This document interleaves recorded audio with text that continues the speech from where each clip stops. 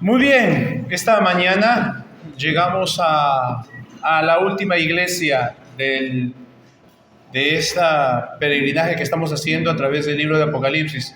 Pido sus oraciones, hermanos, también por esto.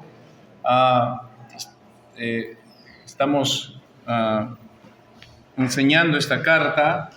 Es un poco complicada las interpretaciones, pero hasta a partir de más adelante los capítulos, estos son simplemente algo literal, no mucha interpretación. Más adelante sí vendrá esto. Y como les dije, orar también, porque dentro de la planificación es que debemos terminar, Dios mediante, el próximo año, a finales de año, Apocalipsis. Con esto concluiremos el Nuevo Testamento. Así que llegamos a la última iglesia, la iglesia de Laodicea.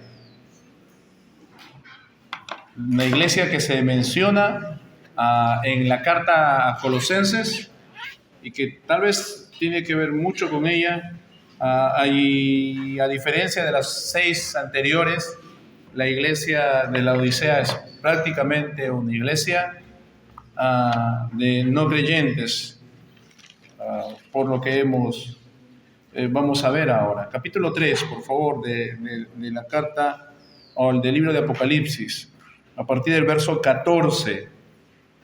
A partir del verso 14 vamos a llegar a la última, mensaje a la Odisea. La iglesia, sí, creo que es una de las, sí. ¿Cuáles son las 2 cartas más conocidas de las 7? Creo que Éfeso y la Odisea. La Odisea, muchas veces tomamos el verso 20 de esta carta a la Odisea para evangelizar. El contexto habla diferente. O también conocemos a Éfeso, y la Odisea es una de las también conocidas, ¿no? Porque es tibia, una iglesia, es tibia, y que vamos a descifrar en estos 4 mensajes sobre esta iglesia, porque hay mucho que decir de esta iglesia, y vamos a hacerlo hoy, en la tarde, la próxima semana y en la noche. 4 mensajes que nos abarcan a la Odisea. Y es una iglesia tibia, y si te percataste, y creo que sí, es una iglesia que enfermó al Señor Jesucristo por ser tibia.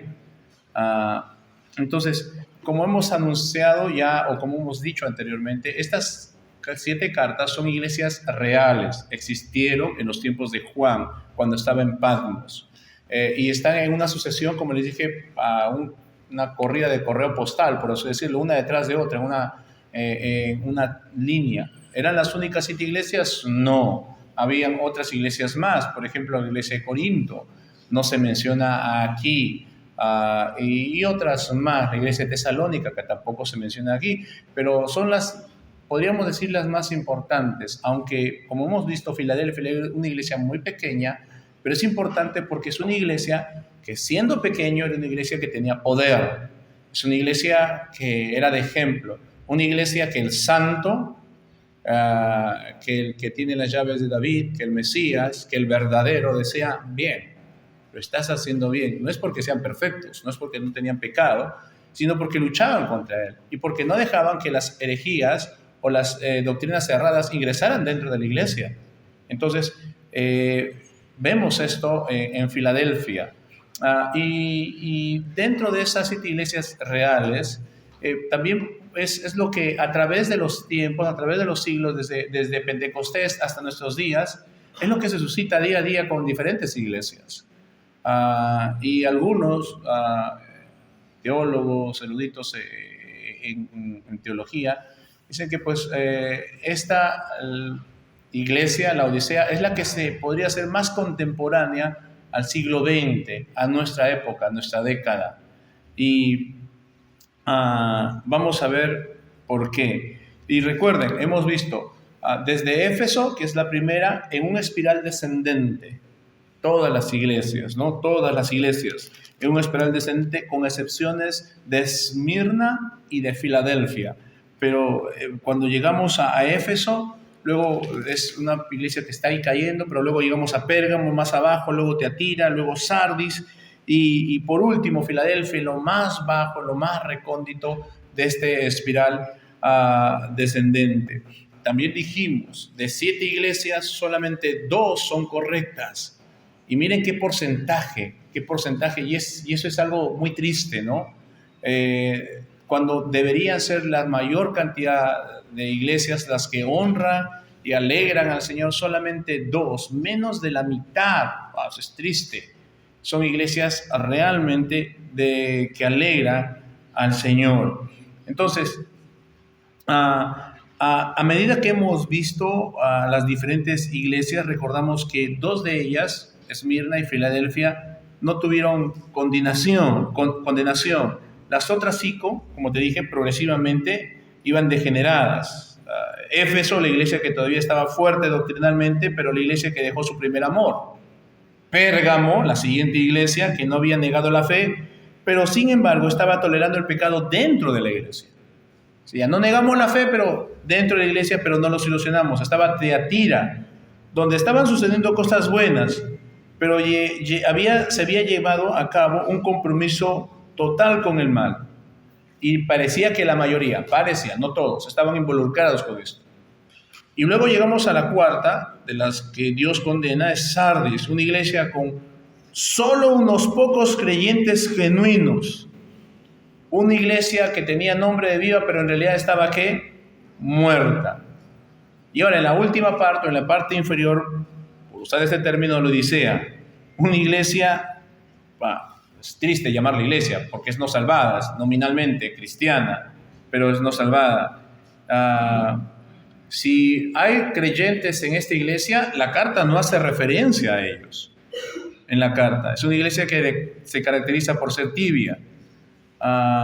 Lo que metafóricamente es personas no salvadas, ¿ya? Alguien tibio es metafóricamente una persona no salvada que cree que es salva, pero que en realidad no lo es, y eso lo vamos a ver en el transcurso de que analicemos esta iglesia. Es una de las iglesias que Cristo no tiene nada bueno que decir. ¿Recuerdas a Filadelfia? ¿Cuánto tiempo tardamos? Porque hemos seguido los pasos, ¿no? Primero, quién escribe y cómo se presenta. Segundo, la ciudad. Tercero, la iglesia. Cuarto, hemos visto las felicitaciones. Y quinto, hemos visto la condenación. Cuando llegamos al punto cuarto o quinto con Filadelfia, ¿cuánto demoramos en la condenación? Ni 20 segundos, o menos 10, porque les dije, no hay condenación para Filadelfia. Seguimos, punto siguiente. No había condenación. Ahora, en el punto 4, cuando lleguemos a la Odisea, vamos a tener lo mismo. No hay alabanzas, no hay felicitación a la iglesia, nada. Entonces, cuando lleguemos al punto 4, diré, no hay felicitación. Fin de la cita, fin de esto, no hay felicitación. Pasemos al punto 5, la condenación, que hay mucho que condenar a la iglesia. Entonces, esto es lo que caracteriza a la iglesia. Entonces, la única que Cristo, como le dije, no tiene nada bueno que decir. Es una condena continuada, no escatimada, lo que Cristo hace con esta iglesia. En esta iglesia no hay ninguna característica redentora dentro de la misma iglesia. Por eso les dije que no hay ningún creyente. Esta es una iglesia falsa, no salvada, no regenerada. Si el único salvo es muy probable que sea el ángel, o sea, el pastor, que es la figura del ángel, nada más. Si es que no hay otro que lleve esa carta. Y debido a la naturaleza de la carta, esta es la epístola o la misiva o la carta más amenazante.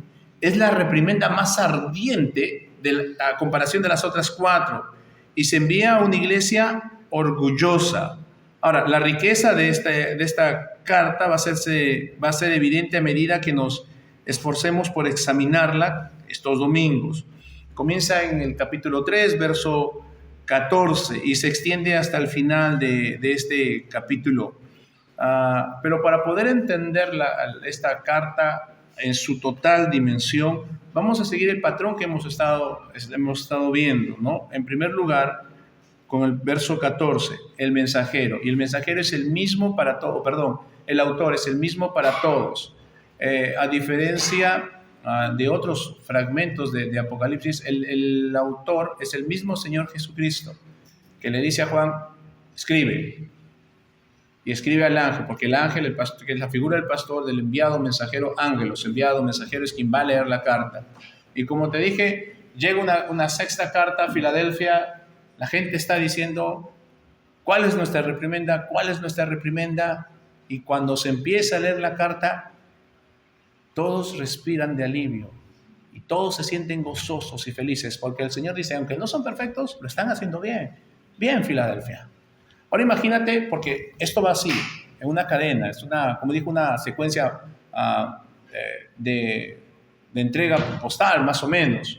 Imagínate cuando llegue la carta, la séptima carta a la Odisea dice, bueno, si a Filadelfia le dicen algo, siendo una pequeña iglesia, nosotros, porque ellos se creían que eran muy espirituales, y con qué ansia estarían esperando que se leyera la carta, y cuando abren la carta y escuchan la condena, qué gran disgusto para ellos. Y vamos al verso 14, por favor. Dice, y escribe al ángel de la iglesia en la Odisea, he aquí el amén, el testigo fiel y verdadero, el principio de la creación de Dios, dice esto. Muy bien, vamos a orar. Padre nuestro, gracias por esta mañana. Gracias por lo que tu palabra nos va a mostrar. Danos entendimiento, ilumina nuestra mente para poder comprender lo que tienes para nosotros en este día. Ayúdame, Dios, a hacer lo más claro posible. Te ruego, te suplico que todos no solamente podamos entender y aprender, sino que pongamos en práctica los principios que vamos a encontrar aquí, con el fin y el propósito de honrarte y glorificar tu nombre. Es mi oración habitual, Señor, que en este día, donde tu palabra está siendo predicada en cualquier lugar, que sea glorificada, Dios, que convierta a muchos, que traiga el arrepentimiento a muchos, a consagración a muchos. Y Dios, oro también por aquellas personas que hacen esta labor, donde se encuentren, en especial en lugares de persecución. Cuida sus vidas, la de sus familias, y sus necesidades, Dios, sean cubiertas. Y al final la honra y gloria sean solo para ti, Padre Santo, en Cristo Jesús. Amén. Muy bien, en primer lugar, el versículo 14 nos habla acerca de el autor. ¿Y cómo se presenta a Jesús aquí? Normalmente, todas las presentaciones que se dan en las 7 iglesias han sido características que se toman de la visión de Cristo, del capítulo 1, ¿recuerdas? Sin embargo, en este caso es una introducción algo única, diferente. No está en el capítulo 1, por ejemplo, en el mensaje a Éfeso, dice, escribe al ángel de la iglesia que tiene las 7 estrellas. Y eso está en el capítulo 1. En el capítulo 1, a partir del verso 11, está todo eso, ¿no? Y se toma esta presentación del capítulo 1, pero aquí, para la Odisea, es algo único, diferente. Aquí el Señor Jesús se va a identificar con 3 títulos, Él se llama a sí mismo, en primer lugar dice, el amén. Segundo, el testigo fiel y verdadero. Y tercero, el principio de la creación de Dios. Entonces, 3 títulos, ¿cómo se presenta el Señor? Es algo único y vamos a analizarlo. En primer lugar, el amén. Este es un título único y probablemente refleja un original hebreo. Bien es cierto, tú puedes decir, yo sé hebreo. Amén significa así sea, pero va más allá de eso. No es simplemente así sea, porque todos nosotros, cada vez que alguien dice, amén hermanos, amén, y significa así sea, es la traducción transliteral, ¿no? Transliteramos del hebreo al español, amén, así sea, pero va más allá de eso. Por ejemplo, sin perder Apocalipsis 3, vamos a Isaías, por favor. Isaías, capítulo 65. Isaías, capítulo 65, y nos va a hablar un poco de eso. Isaías 65. El verso 16 dice,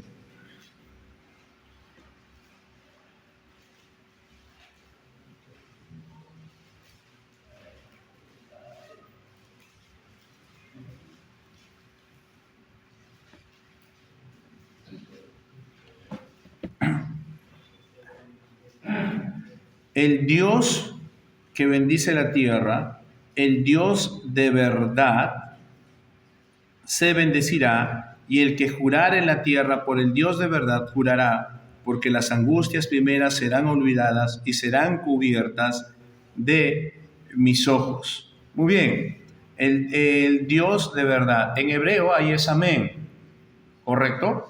Entonces, amén se utiliza para verdad o para afirmación o para certeza.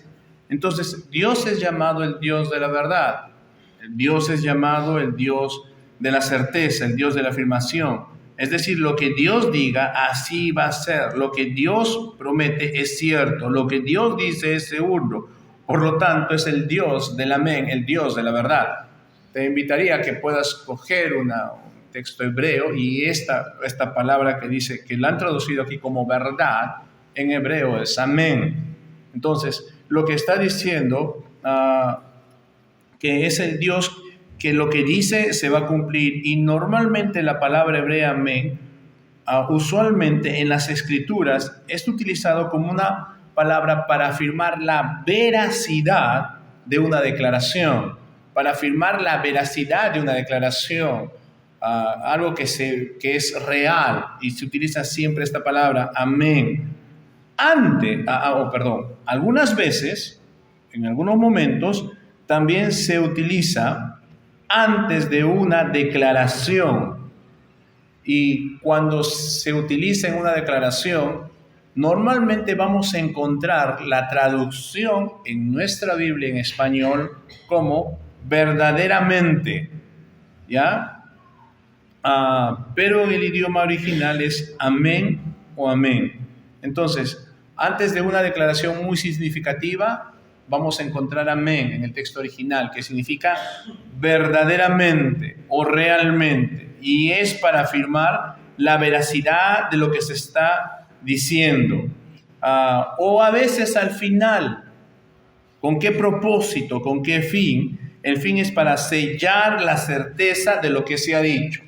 Es decir, por ejemplo, mañana yo voy a estar aquí a 10 de la mañana. Amén. Es decir, eso va a ser verdad, así será.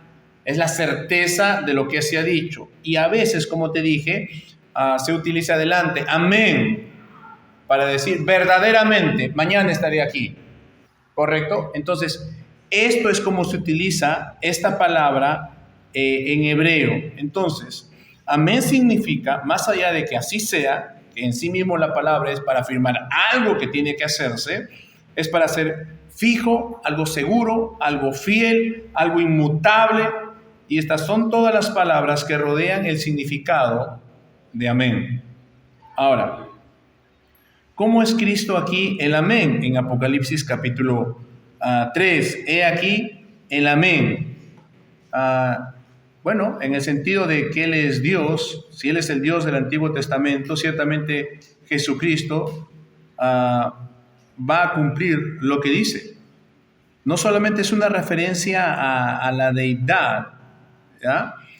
Él pudo haber escogido alguna otra palabra para referirse a sí mismo, pero él ha elegido la palabra a Dios es porque Él es el verdadero, el real, el que no cambia. Él es el amén porque Él es cierto, Él es veraz, no es como el hombre que cambias o muda sus afirmaciones. Entonces, las Escrituras nos dicen algo muy importante aún en el Nuevo Testamento sobre esto. Vamos a 2 de Corintios, capítulo 1. Dice así, escucha lo que dice 2 de Corintios, capítulo 1, verso 20. Porque todas las promesas de Dios son en Él sí, y en Él amén, por medio de nosotros, para la gloria de Dios. ¿Qué significa eso? Pues que todas las promesas de Dios y todos los pactos de Dios están garantizados y afirmados por la persona y por la obra de ¿quién? De Jesucristo. ¿Ya? No es en el amén, es en Él. Amén. ¿Correcto? En el Antiguo Testamento Dios dijo, perdonaré tus pecados Y Dios nunca podría haber hecho eso si no fuera por la persona y la obra de Jesucristo, por su muerte expiatoria en la cruz.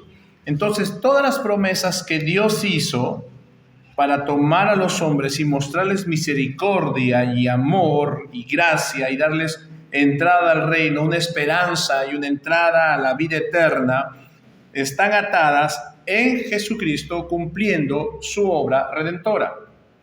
Por lo tanto, el amén es Jesucristo. Todas las promesas de Dios están en la persona de Jesucristo.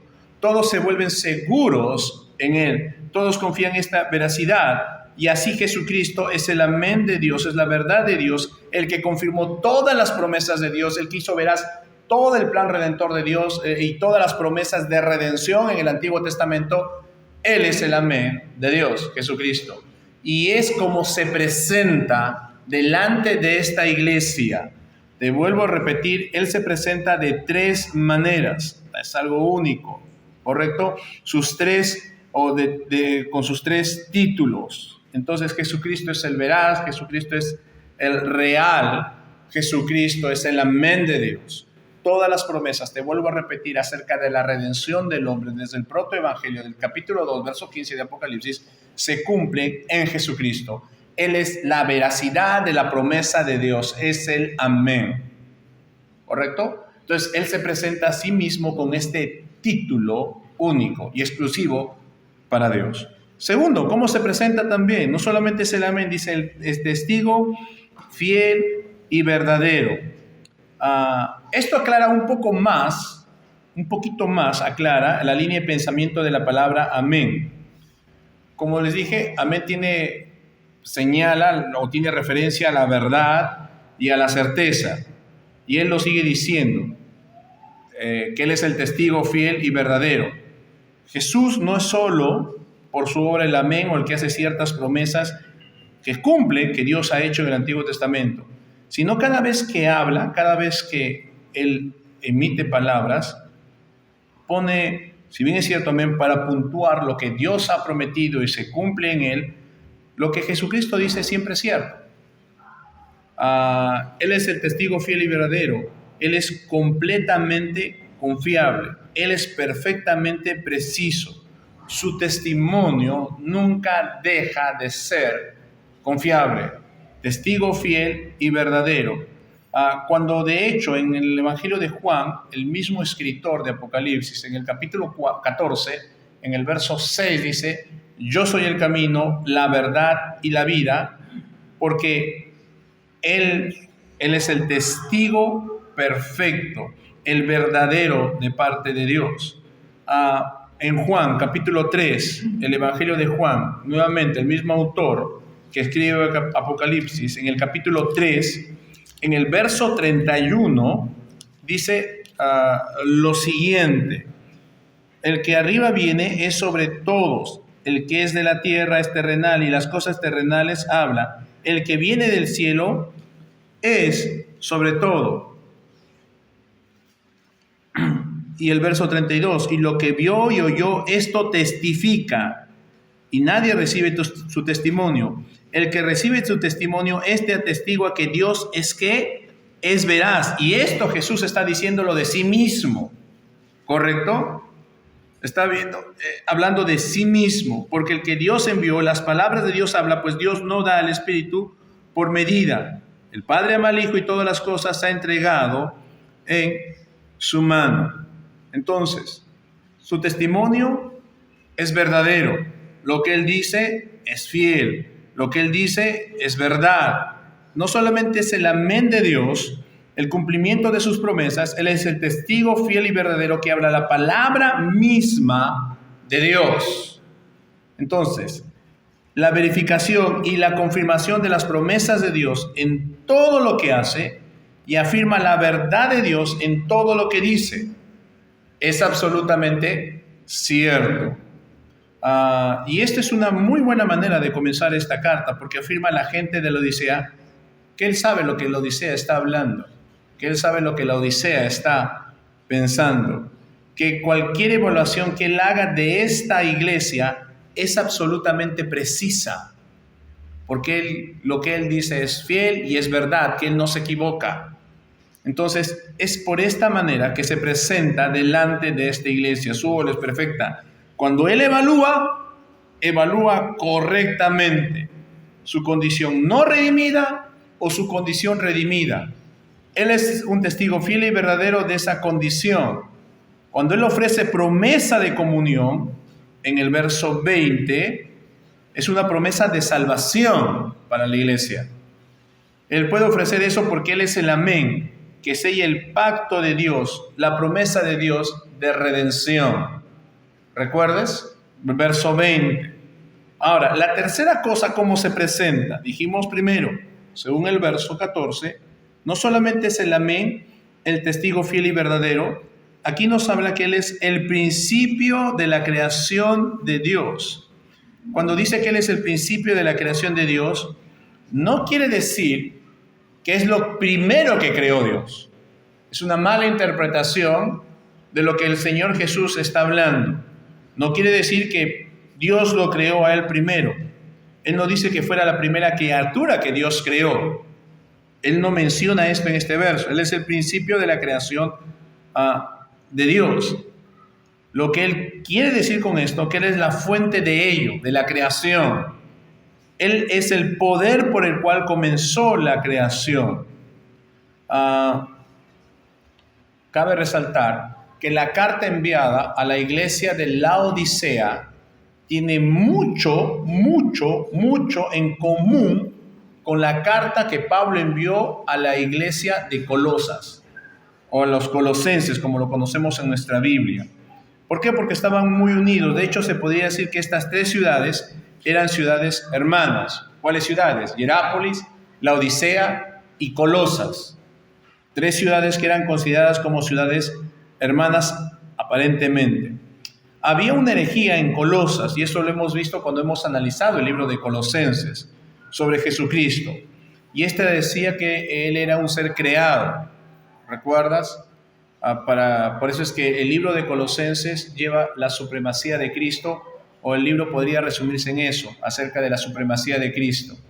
Se decía lo que pasa, y vamos a ver más adelante también, que en Colosas había surgido el gnosticismo, ¿ya? No agnosticismo, sino el gnosticismo. El agnóstico dice, no se puede comprobar que hay Dios o que no hay Dios, ¿correcto? El gnosticismo. ¿Qué dice el gnosticismo? Como te mencioné, como el cuerpo es malo, dice, pues bien, no te preocupes, tú no tienes la culpa, lo que importa es el espíritu. Entonces, Jesucristo no pudo haber venido en carne porque si no hubiese pecado, porque el cuerpo y la materia es mala.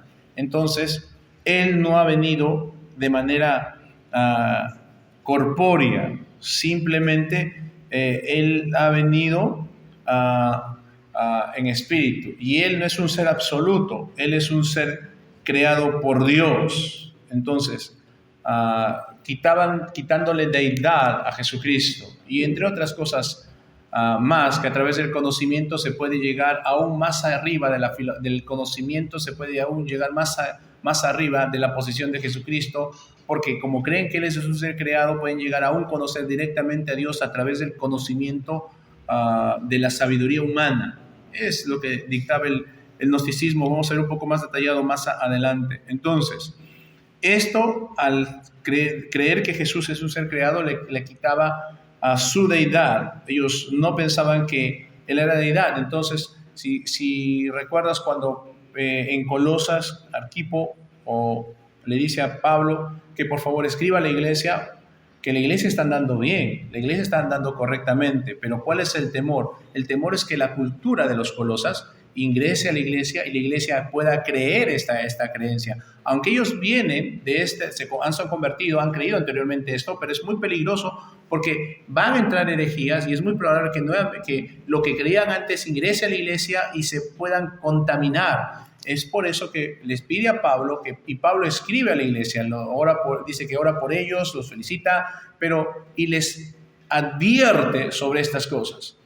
Sobre todo esto del gnosticismo. Y si tú lees la carta, ¿verdad? ¿No? Sí, le está hablando como si hablara en contra de esta posición ética. Sí, porque es lo que estaba sucediendo. Y como te dije, Hierápolis, Colosas y la Odisea eran tres ciudades hermanas. Es muy probable que también en la Odisea estaba pasando esta situación, un desprecio a la deidad de Jesucristo. Entonces, esto también ha golpeado a la Odisea. Y cuando Jesús dice aquí que Él es el comienzo de la creación de Dios, Él está diciendo esencialmente lo mismo que Pablo en Colosenses 1:15. Él es la imagen del Dios invisible, ¿recuerdas? Él es la imagen del Dios invisible. Colosenses, capítulo 1, verso 15. Por eso les dije que la carta a la Odisea es casi lo mismo que Pablo habla a la iglesia de Colosas. Dice, Él es la imagen del Dios invisible, el primogénito de toda creación.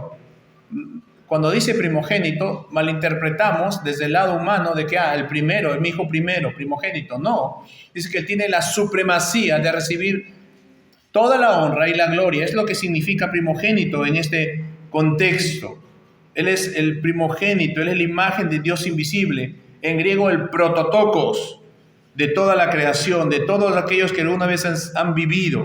Él es el supremo, es lo que quiere decir. Él es el supremo de todo ser que ha vivido. Y por supuesto, en su humanidad se convirtió en hombre. Pero Él dice, ¿recuerdas? Por Él todas las cosas fueron creadas. Tanto los que están, ¿dónde? En el cielo, como en la tierra. Visibles o ¿qué? Y lo dice ¿en qué verso? En el verso siguiente del verso que hemos leído, del verso 15 de Colosenses capítulo 1. Recuerda, Él es la imagen del Dios invisible, el primogénito de toda creación. No es el que primero fue creado. No está hablando de eso. El que recibe la honra está por encima de todos. Él es el que debe recibir honra, honor y gloria. Él está delante de todas las cosas. Eso es lo que quiere decir primogénito. No necesariamente primero creado. Porque el verso dice, porque en Él fueron creadas todas las cosas, las que hay en los cielos y en la tierra, visibles e invisibles, sean tronos, dominios, principados, sean potestades. Todo fue creado, ¿por qué? Por medio de Él. ¿Y para quién? Para su gloria. ¿Recuerdas qué es lo que dice Dios? Yo soy Jehová y no le daré mi gloria a nadie. No se está contradiciendo. Jesús es Dios. Es lo mismo, Él no le va a dar su gloria a nadie. Él es el jefe de todo, el creador de todo. Aquí está. Él es el comienzo, el inicio. Y aparentemente había tal vez alguna pregunta sobre Él, porque obviamente Jesús se había convertido en hombre. Nació como hombre, ¿no? El de la creación, la persona suprema que jamás haya nacido. Y tuvo que hacerlo para poder redimirnos. Pero aunque nació como hombre hace 2020 años aproximadamente, Él siempre existió como Dios. Y aunque como hombre tuvo un comienzo, como Dios Él fue el comienzo.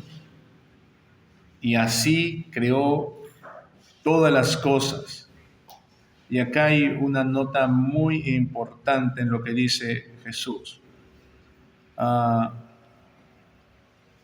Y creo que porque la Odisea no es una iglesia salvada, es porque tenían una doctrina errónea sobre Cristo. Fue su cristología herética lo que produjo una iglesia no regenerada. Su mal concepto sobre Cristo. Y lo que el Señor Jesús les está diciendo en esta carta es, debes entender quién soy yo. Recuerda la Odisea, Hierápolis y Colosas. Gnosticismo había dañado toda esa región, juntas, casi hermanas, estas ciudades. Las iglesias nos escapan de eso. Y lo que el Señor le está diciendo, quiero que sepas quién soy yo. Quiero que sepas quién te escribe. Y quiero que analices esto.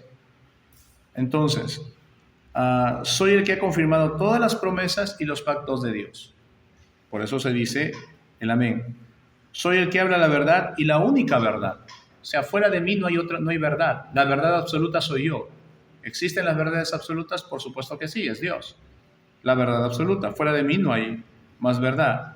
yo soy el comienzo de la creación, es decir, yo he creado todo. Para aclarar quién es Él y para refutar lo que estaban creyendo los laodicensianos, los de la Odisea. No sé cuál es el gentilicio. He visto 2, 3 tipos de gentilicio en algunos comentarios. Y los 3 diferentes, entonces. Es mejor, voy a decir los de la Odisea, nada más. No sé, laodicenses, laodicianos, mejor los de la Odisea. No quiero cometer el error. Entonces, Colosas estaba solamente a 15 kilómetros de distancia. Estas 2 iglesias eran iglesias hermanas. ¿Recuerdas cuando Pablo escribe a los colosenses, a la iglesia de Colosas? ¿Qué le dice? Cuando lean esta carta, que por favor la carta de la Odisea se lee de acá y la de acá allá. Eran muy cercanas. ¿Cuánto es 15 kilómetros una ciudad a la otra? ¿Sabes cuánto tiene la vía expresa? 15 kilómetros. Desde la Panamericana Sur, acá desde acá, la vía Panamericana Sur, donde está el terminal de buses, donde empieza la nueva vía expresa, de ahí hasta el Monumento a Grau hay 15 kilómetros. ¿Ves qué cerca está una ciudad de otra? Y con la expansión demográfica deben haberse aumentado más con el transcurrir del tiempo. Entonces, es una iglesia, son 2 ciudades, que quedan muy cerca. Estas 2 iglesias eran iglesias hermanas. Es muy probable que esta herejía cristológica que se acentuó en Colosas, o que pasó por Colosas y por lo cual se tuvo miedo y escribió esta carta, haya atacado a la iglesia de la Odisea. Y la iglesia de la Odisea sí permitió este error dentro de su congregación. Y en consecuencia no se salvó, sino se perdió. Y las generaciones siguientes comenzaron a creer esto. Es algo trágico. Porque siempre notarás el error condenatorio. El error condenatorio, ¿cuál es? Es el error sobre cómo catalogas a Cristo. Y ese es el error condenatorio. Puedes ver a las diferentes sectas que hay, cómo catalogan a Cristo, como un ser creado, como un ser que Dios lo creó, Dios Padre, no le dan su deidad. Y al no reconocerlo como Dios, entonces no puede haber salvación para ellos. Porque el único que salva, ¿quién es? Y si tú no reconoces a Él como la redención o como el trabajo de expiación, porque si es un ser creado no puede tener la perfección para lograr la expiación. Entonces, están condenados por la eternidad. Por más que digan que aman a Dios. ¿Recuerdas quiénes son estos, por ejemplo? Los judíos. Los judíos no quieren en Jesucristo. Son el pueblo escogido de Dios. Cumplen la ley, guardan la ley, guardaban la ley. Pero ¿por qué eran salvos? ¿Por ser judíos? No. Abraham no fue judío, pero es el padre de los judíos.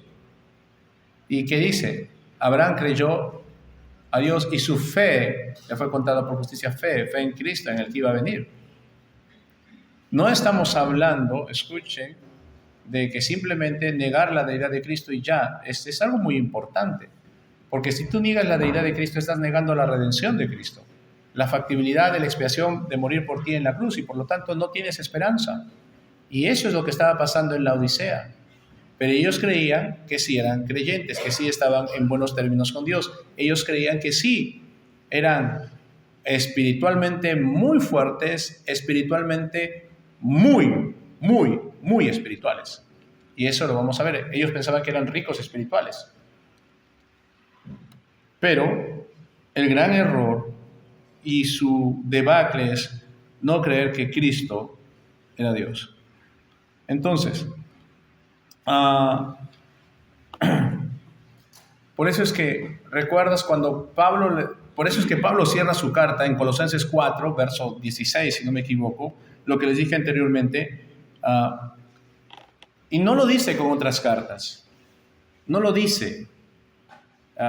Cuando escribe a Éfeso, cuando escribe a Tesalónica, cuando escribe a las iglesias de las regiones de Galacia, que son varias, cuando escribe la carta a los Corintios, cuando escribe la carta a los romanos, cuando escribe la carta a la iglesia de Filipos. La única carta que dice de allá para acá, de acá para allá, ¿esa cuál? Colosas, la Odisea. Pero específicamente dice, si tú lees, y te vuelvo a repetir, la carta a los colosenses es una carta, si tú lees, ¿verdad? Todo esto está en contra del gnosticismo.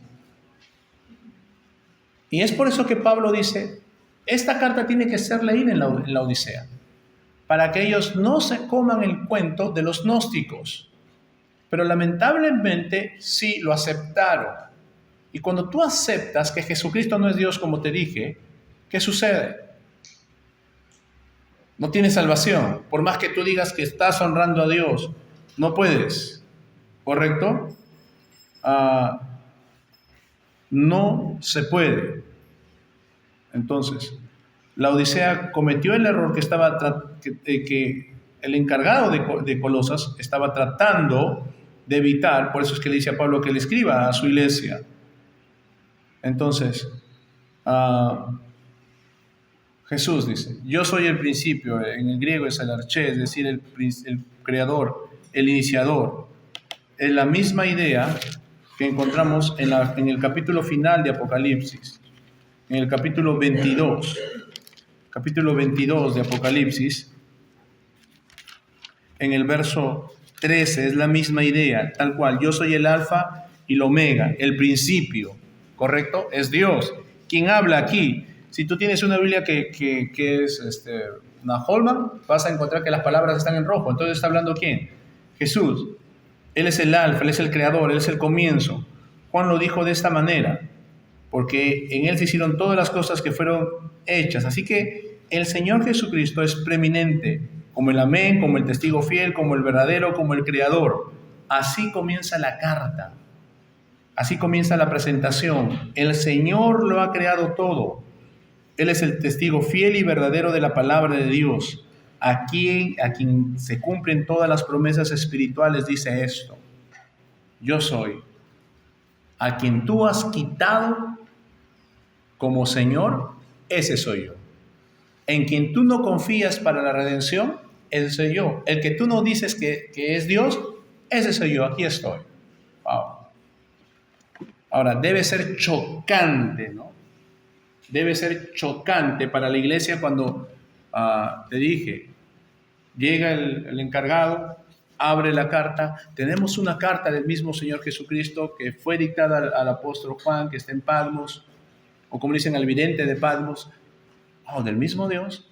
Y como te dije la semana pasada, Filadelfia, miren, Filadelfia es una iglesia que temía y dice, wow, ¿qué nos va a decir Señor? ¿Qué nos va a decir Dios mismo? ¿Qué nos va a decir? Nos va a reprimir. De repente no somos lo suficientemente santos, no somos lo suficientemente fieles. De repente ellos tenían ese temor.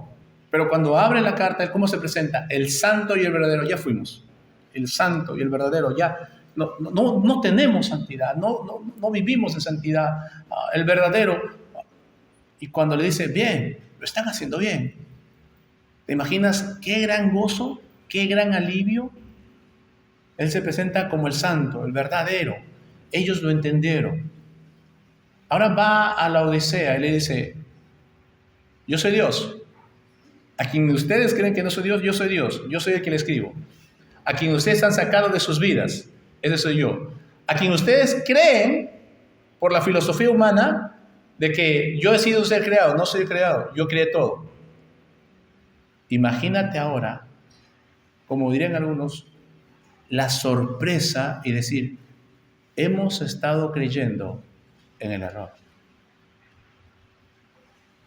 Se presenta como el amén, el que cumple todas las promesas de Dios en su sacrificio expiatorio, como el fiel y verdadero, que lo que dice es verdad y se cumplirá, como el iniciador de todas las cosas, el principio de toda la creación, es decir, el que existió siempre. Y el que existió siempre es eternidad. El que existió siempre es única y exclusivamente, ¿quién? Dios. ¿Y qué creían los de la Odisea? Que Cristo debido al gnosticismo, era un ser creado, por lo tanto, no es Dios. Pero aquí dice, yo soy el Eterno. Qué gran golpe para ellos. Para una iglesia, es la única iglesia, si te percatas más adelante, que enfermó al Señor. Dice, los voy a vomitar. ¿Cuándo tú vomitas?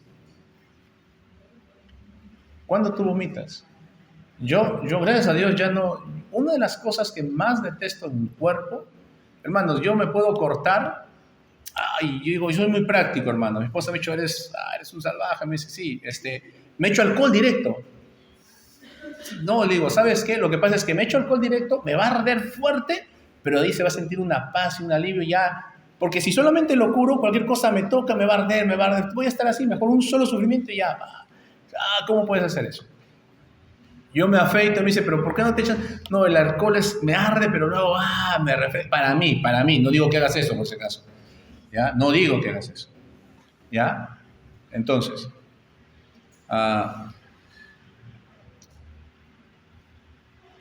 esto es lo que normalmente pensamos y hacemos, ¿no? Esto es lo que normalmente muchas veces creemos, pensamos, como te dije. El Señor se está presentando aquí. Mira, yo soy. Qué gran dolor, como te dije. Qué gran dolor para esta iglesia. Y qué gran dolor para el Señor. Una de las cosas, como te dije, es, yo no me gusta arrojar lo que más detesto. Por eso te digo, puedo echarme alcohol y todo, pero cuando alguien me dice 2 veces, me acuerdo clarito, estuvo mal, me dijo, no, tienes que arrojar, si no vas a estar así todo el día. Yo preferí estar todo el día mal porque me da pavor, terror, pánico arrojar, hermanos. Lo primero es las agujas a mi vida, las inyecciones. Lo segundo es arrojar. Pero hay personas que dicen, no, por mi bienestar arrojo. Pero el punto es que uno arroja ¿cuándo? Cuando se siente mal. Uno vomita cuando se siente mal, no cuando se siente bien. Y esta iglesia ha hecho sentir que mal al Señor. Mira a qué nivel. No lo dice a otras iglesias. Él dice, me has hecho sentir tan mal que has producido un vómito en mí, metafóricamente hablando. ¿Por qué? Solamente hemos analizado el primer verso. Porque esta iglesia creía que era una iglesia salva, creía que era una iglesia, para hacerte más directo, creían que eran creyentes, pero en realidad no eran. ¿Por qué? Porque no creían que el Redentor era Dios. Y si tú no crees que Jesucristo es Dios, no puede haber redención. Por lo tanto, no puede ser salvo, por lo tanto, no puede ser llamado iglesia. Y Él se presenta y dice, mira, yo soy el amén, el fiel, el verdadero, el que está del inicio. En pocas palabras, todo esto resume a quién. Yo soy Dios. Y eso es lo que nunca se nos debe olvidar como iglesia. Nunca debemos olvidar quién es el Señor. Y cuando recordemos quién es el Señor, ¿qué vamos a hacer? Vamos a honrarlo, vamos a amarlo. Muchas veces nos olvidamos, no, pero yo sé que eres el Salvador, yo sé que murió en la cruz por mí. Olvidas amarlo, ¿por qué? ¿Recuerdas qué es lo que dijo el Señor? ¿O qué es lo que dice Juan, en una de sus cartas, el mismo autor? Nosotros le amamos a Él, ¿por qué? Perfecto, pero ¿realmente lo amas? ¿Qué es amor? Ayer estuve predicando acerca de esto en la iglesia de fe. ¿Qué es amor? ¿Qué es el verdadero amor? Es un acto de sacrificio hacia la otra persona. Y muchas veces tú no quieres dejar de hacer lo que a ti te gusta por honrar a Dios. ¿Entiendes? No muestras amor por Dios, no mostramos amor por el Señor, porque queremos hacer lo que nosotros queremos. Pero sin embargo estamos muchas veces llenando la boca diciendo, amamos a Dios. Yo podría decir, ¿amas a Dios? Sí, pero más allá de que tu mano diga que sí o que tus labios digan que sí, ¿qué es lo que dice Jesús? Dicen una cosa, pero con sus hechos. Entonces los hechos son los que deben mostrar lo que realmente quién soy. Y eso es el mensaje que se da a la iglesia de la Odisea. un mensaje que no debemos olvidar, de honrar al Señor, el amén, el verdadero y el que es Dios. Cierra tus ojos, inclina tu cabeza, vamos a orar, por favor.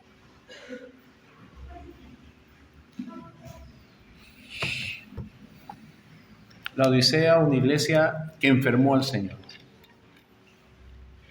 Termino este mensaje como termino todos, cada vez en cuanto a las iglesias, no todos los mensajes, como hemos terminado las cartas a las iglesias.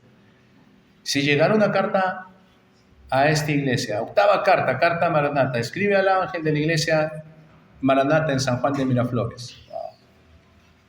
¿Cómo sería la presentación de Dios? ¿Qué diría de nosotros?